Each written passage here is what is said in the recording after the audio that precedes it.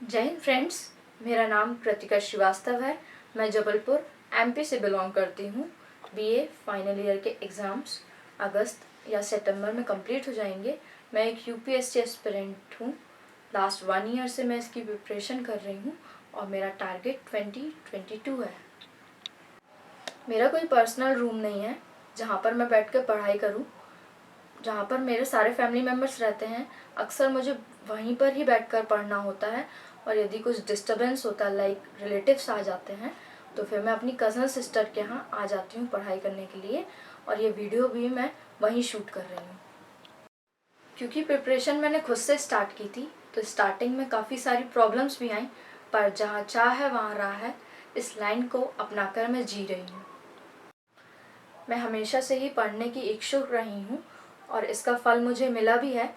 12th में मेरे 85% थे, इसलिए मुझे गवर्नमेंट स्कीम के अंदर 25,000 रुपीज़ मिले, जिसके हेल्प से मैंने लैपटॉप ख़रीदा। और ये लैपटॉप दिल्ली से दूर रहकर पढ़ाई करने में मेरी काफ़ी हेल्प करता है।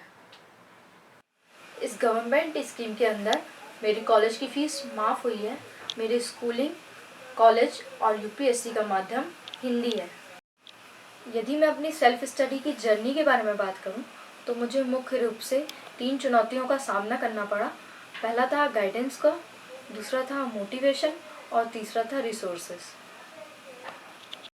अभी मैं आपको बताती हूँ कि मैंने इन तीनों चुनौतियों को कैसे पार किया।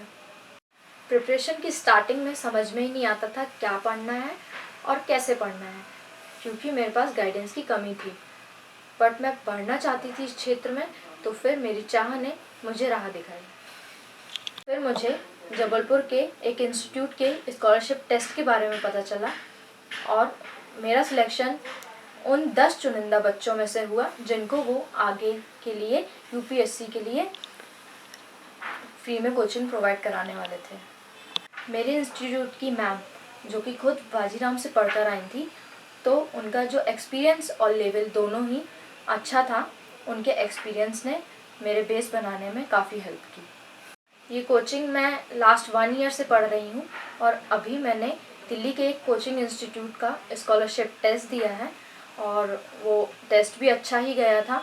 एंड अभी उनका सिलेक्शन लिस्ट आना बाकी है एंड होपफुली मेरा उसमें नाम होगा और मुझे फ्री में पढ़ने का और वहाँ पर रहने का मौका मिलेगा।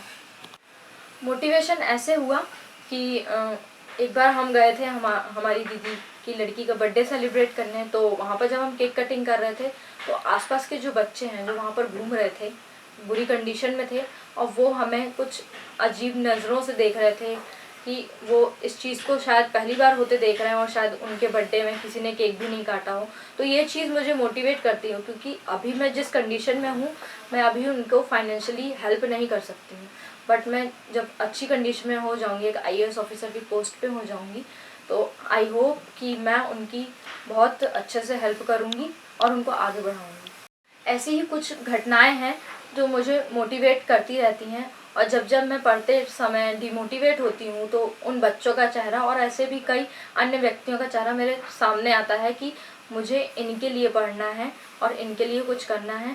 तो यही चीज़ मुझे मोटिवेट करती रहती हैं। और यदि और ज़्यादा कुछ अदर में करना होता है, तो मैं टॉपर्स की वीडियोस देख लेती हूँ, क्योंकि टॉपर्स की भी जो जर्नी होती है वो एक काफ़ी स्ट्रगल किया हुआ होता है, तब जाके वो उस सिचुएशन पे आते हैं। तो ये चीज़ मुझे मोटिवेट करती है। अपनी और अपनी फैमिली की लाइफ के लिए कुछ बेहतर करना, ये तो सबसे बड़ा मोटिवेशन है ही। थर्ड जो प्रॉब्लम थी वो थी रिसोर्सेज की। रिसोर्सेज की प्रॉब्लम के अंदर एक और सबसे बड़ी प्रॉब्लम थी रिसोर्सेज खरीदने के लिए पैसे। तो जब बुक्स आपको पता ही होगा कितनी महंगी होती है, तो उसको मैं नहीं खरीद पा रही थी। तो फिर मैंने छोटे बच्चों को कोचिंग ट्यूशन्स लेने स्टार्ट किए।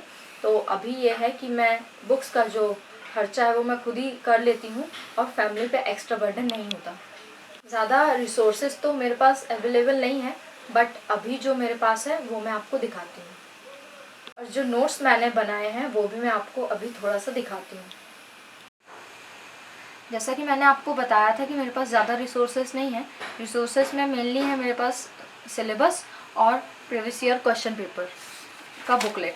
तो ये इसमें सारे सब्जेक्ट कवर किए गए हैं और ये इसमें सारे सब्जेक्ट्स के क्वेश्चंस आपको मिल जाएंगे और इसमें सॉल्यूशन भी है और ये काफ़ी साल पहले के इसमें क्वेश्चंस हैं। ये दृष्टि का मेन सॉल्व्ड पेपर का बुकलेट है।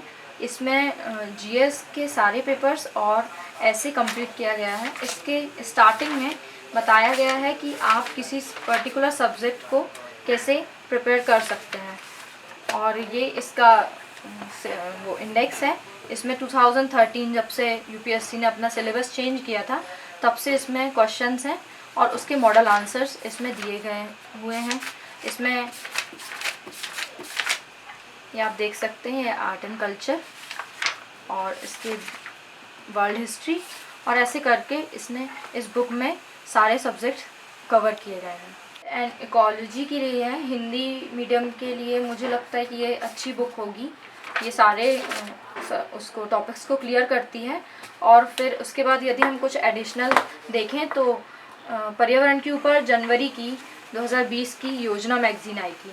तो वैसे तो है ये 62 पेजेस की, बट मैंने इसको नोट्स बनाने के लिए मिनिमम 15 पेजेस में इसको कंसाइज कर लिया है। तो ये हेल्पफुल रहेगा और बीच में जो मैंने पेजेस छोड़े हुए हैं वो यदि मुझे कोई और डाटा मिलेगा और यदि मुझे कुछ ऐड करना होगा इसलिए मैंने इसको छोड़ा हुआ है। और मुझे लगता है ये नोट्स बनाने के लिए ये जो लिखने का तरीका है ये बेस्ट होता है। आर्ट एंड कल्चर के लिए मुझे लगा कि 11th की एनसीईआरटी काफ़ी है, तो 11th की एनसीईआरटी जो है फाइन आर्ट की, ये आप इसमें सारे सब्जेक्ट मतलब सारे जो टॉपिक्स हैं वो क्लियर किए गए हैं, तो ये सफिशिएंट है आर्ट एंड कल्चर के लिए। नेक्स्ट वन इज ये गवर्नमेंट की जो स्कीम्स आती हैं उसका बुकलेट है। ये हेल्पफुल है ऐसे कि आपको कुछ यदि स्कीम्स आप देखना चाहते हैं किस लिए है, किस मंत्रालय के द्वारा चलाई गई है, तो ये आपके लिए इम्पोर्टेंट होता है क्योंकि आप देखते होंगे कि 2 से 3 जो क्वेश्चंस हैं वो गवर्नमेंट स्कीम से आते ही आते हैं। तो इसलिए मैंने इस बुकलेट को परचेस किया है। और फिर ये है एम लक्ष्मीकांत की बुक जो पॉलिटी के लिए इम्पॉर्टेंट होती है। मेरे पास 5th एडिशन है और इस बुक को पढ़ने के बाद मैंने जो कुछ टेस्ट सीरीज़ लगाई और उसमें कुछ एडिशनल मुझे जब मिला टॉपिक्स तो मैंने उनको इससे अटैच कर लिया है कि जैसे मैं मूल अधिकारों को पढूं तो उसमें जो 9th शेड्यूल है तो वो सामने आ जाए मेरे, जिसमें संपत्ति के अधिकार को लेके बात की गई है, ठीक है। और उसके बाद कुछ ये है कि जब आप टेस्ट सीरीज सॉल्व करेंगे तो आपको कुछ एडिशनल टॉपिक मिलेंगे। तो जैसे मुझे ये मिला कि भारत के राष्ट्रपति पर महाभियोग और अमेरिका के राष्ट्रपति पर महाभियोग चलाने में क्या अंतर होता है, तो मैंने बुक में ही इसको ऐड कर लिया ताकि मुझे बार बार कोई और कॉपी ना खोलनी पड़े। और जैसे ये आप देख रहे हैं ये भी उन्हीं में से एक है।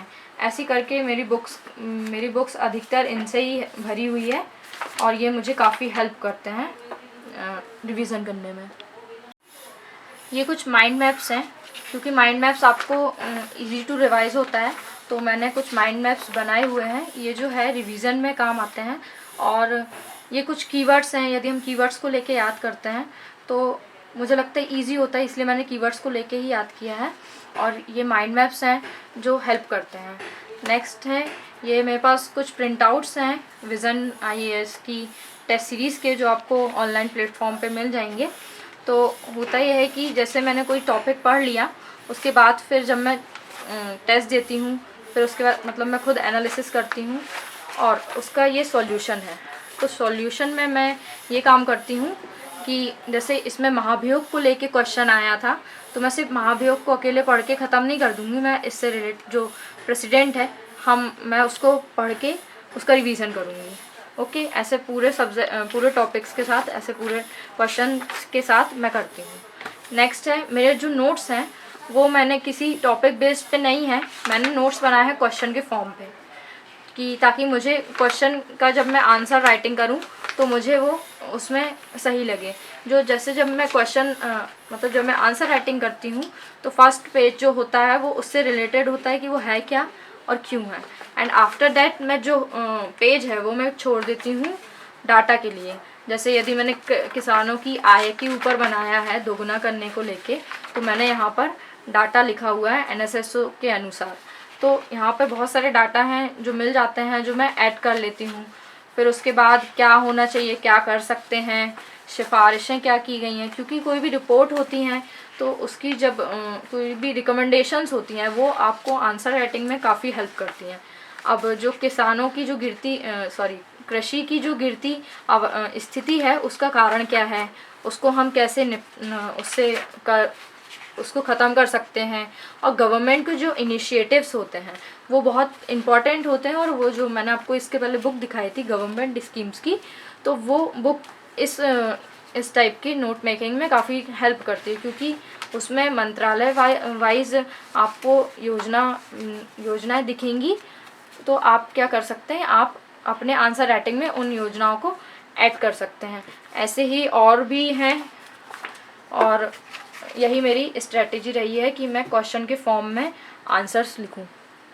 चुनौतियां पहले भी थी और अभी भी हैं, लेकिन उद्देश्य यदि दर्द से बड़ा हो तो उद्देश्य ही जीतता है।